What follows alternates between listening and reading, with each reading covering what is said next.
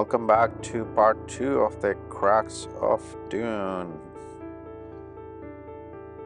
We're gonna start with Sauron. It's coated with bronze mixed with gunmetal.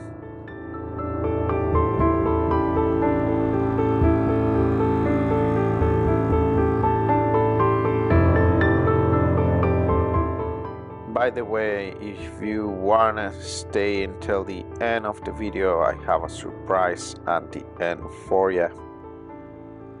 Here we're gonna start with shading. I just mixed non-oil and Agrax air shade at this stage. Get all the little cracks and crannies at this stage. You wanna make sure you hit all the metal as well.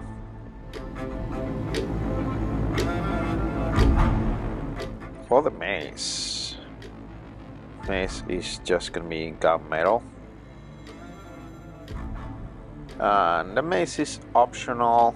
It is not in this scene of the movie. However, I opted to keep it on in case I wanna play games with it.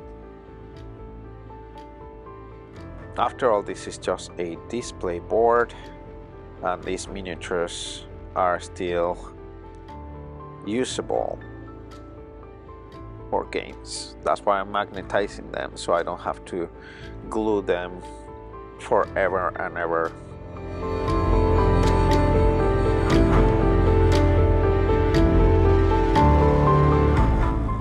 Like in a diorama. So yeah, it's a display board. It's not exactly like a old-fashioned diorama. Dry brushing here for the cape. Base coat the cape in black and then dry brush with dark gray. Any dark gray would do at this stage.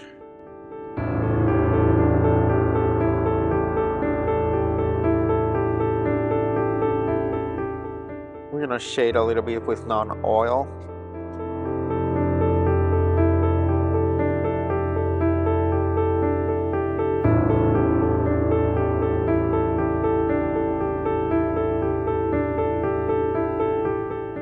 Gunmetal again. Now we're gonna just dry brush over the whole armor.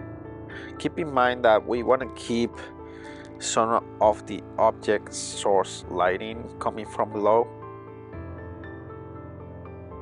So what I'm trying to do is to create the illusion that lighting is coming from below as much as possible. It's not very noticeable right now, but you will notice it. Here's the ring. So the funny thing is that the ring, even though it's golden, is gonna be much more noticeable if you don't use a metallic color for it. That's just the way it is. So to be able to see it, you just need to use a yellowish color so it stands out. Here I'm adding some rubble. This is something I should have done before priming, but it's no big deal. It's gonna be covered in painting, so I'm adding some sand, rocks. I also add some baking soda.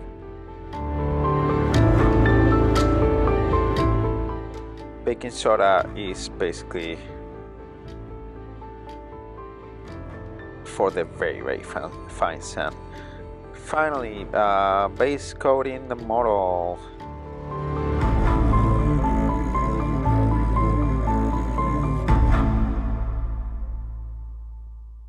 This is the red brown from Stonewall primer. Also, it's a great opportunity for me to talk about Weta Workshop. Obviously, this is inspiring the models that they make in the movies, and it wouldn't have been possible without their work and inspiration on Alan Lee and other artists. So thank you, Weta Workshop, for inspiring this kind of work. Also, the credit for the artist is in the description. Weta Workshop artist. Time for the wash. And yeah, focusing right now mostly just on the cracks, and then the top is also going to be a little bit darker. After all, the lighting comes from the lava below, so I'm trying to get all the shade areas, the shading areas right there. Create some shadows and more depth. Start with the first highlight. This is just a generic yellow ochre. Any cheap acrylic paint would do. And this for the first highlight, some yellow ochre. Now we're gonna start detailing, so more shade on the cracks and, you know, like little shady areas that are like around the corners and hiding places back of the spike to create more depth. And now finally starting with object source lighting. So I am using again bronze skin tone and some straight up white from VALLEJO. And that's just to get started with the reflections from the lava. It's going to be reflecting all over the armor, as you see here. As I said, I want this to be coming from below. That's the most important thing, the direction of the lighting. So I push a little bit more orange at times, and then for the extreme highlights I just add whites. So it's pushing more towards the yellow.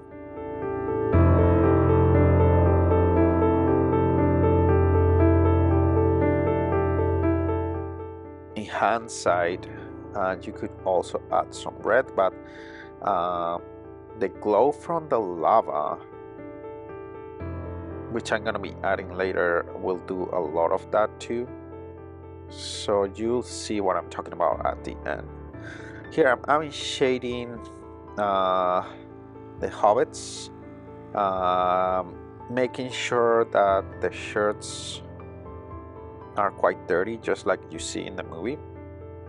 They've been walking for days to get to this place, and their clothes are all torn and extremely dirty, so that's what I'm aiming for right here.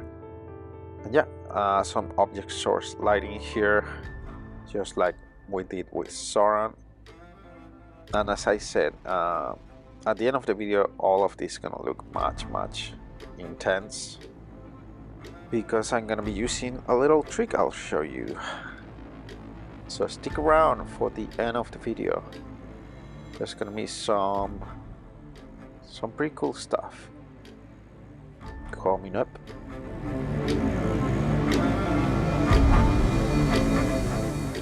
And then from some shades coming from the top, because the light is coming from below, so we want to shade a little bit the top areas, like the hair on the top. Create some shadows on the faces and hands, and the top of the body in general is going to be a little bit darker. Here I'm doing Sauron's eyes. This took a few tries, but I just wanted to do a little sparkle in the middle of his eyes. Moving on to Sun Yellow. I just really like this color. I just really like this color for this kind of fire or object source lighting. Fiery object source lighting. Extreme highlights right now is the very last stuff. And again, I'm trying to emphasize here that the light is coming from below. And that's the result. Tools and materials are in the description, and it's a way for you to help this channel. I created a series of affiliate links that will give me some money back if you go to those websites. Here we have the bases, because after all, as I was mentioning before, I want to be able to play with these miniatures when I need to. After all, this is the Middle-earth strategy battle game. So the base is mainly used to store your minis while you're not playing them. That's the idea. A nice display board for you and your friends to see your favorite minis and your favorite armies. So yeah, just the dark brown, standard dark brown, and at this point we're just, it's a red brown primer.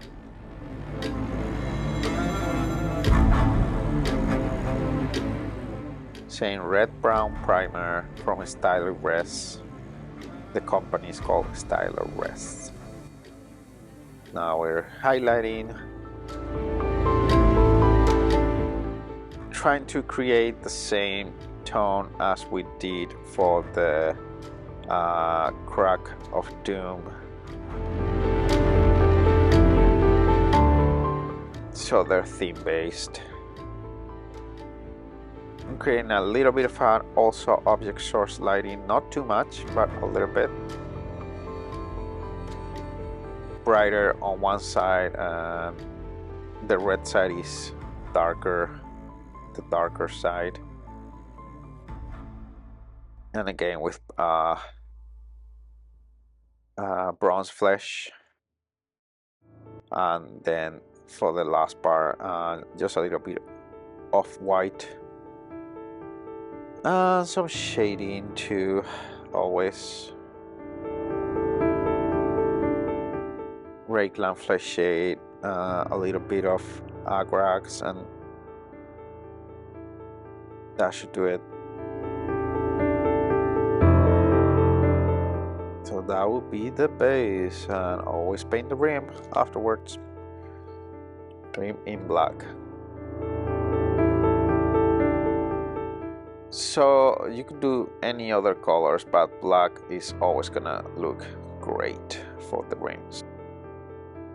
So for the lava effects, I make sure I leave the links below and credit to the people that created those.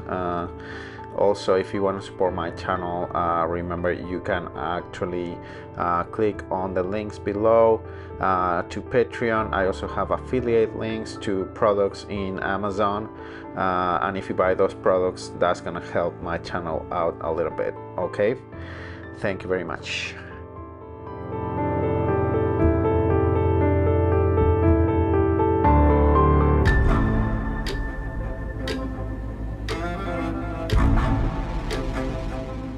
Finally, here we have the first show, and this is to show you guys how you can assemble this as a book nook. Here it is.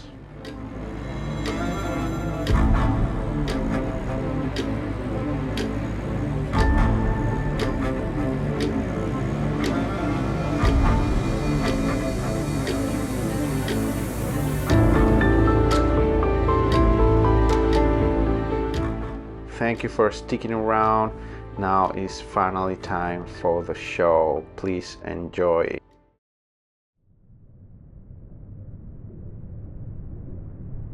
Then all listened while Elrond in his clear voice spoke of Sauron and the Rings of Power, and their forging in the second age of the world, long ago. A part of his tale was known to some there, but the full tale to none, and many eyes were turned to Elrond in fear and wonder as he told of the elven smiths of Eregion, and their friendship with Moria, and their eagerness for knowledge by which Sauron ensnared them.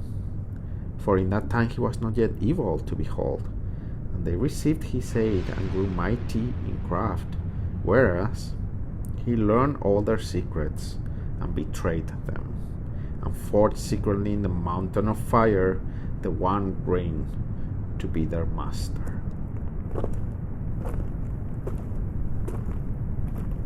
Fearfully, he took a few uncertain steps in the dark. Then all at once there came a flash of red that leaped upward and smote the high black roof. Then Sam saw that he was in a long cave or tunnel that bore into the mountain's smoking cone. But only a short way ahead, its floor and the walls on either side were cloven by a great fissure, out of which the red glare came, now leaping up, now dying down into darkness. And all the while far below there was a rumor and a trouble as of great engines throbbing and laboring. The light sprang up again, and there on the brink of the chasm, at the very crack of doom, stood Frodo, black against the glare, tense, erect, but still as if he had been turned to stone.